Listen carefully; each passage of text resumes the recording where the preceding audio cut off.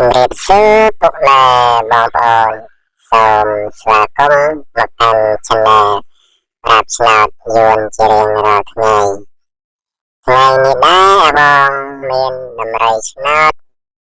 មកចែកជូនពុកម៉ែបងប្អូនទុកគ្រាន់សងសំណាងលេងដោយ free មិនគិតថ្លៃឡើយតែមុននឹងឈានដល់ការឲ្យដំរីឆ្នោតសូមទៅពុកម៉ែបងប្អូនជួយចុច like វីដេអូ Subscribe ដាក់រូបកណ្ដឹង comment ខាងក្រោមវីដេអូមួយផងដើម្បីទទួលបានវីដេអូប្រាប់ដំរីឆ្នោតជារៀងរាល់ថ្ងៃចឹងហើយកុំឲ្យរងចាំយូរចាំស្ដាប់ទាំងអស់គ្នាអាវងឆ្នោតចេញអី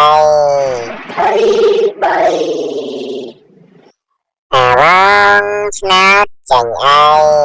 48អាវងឆ្នោតចេញអី533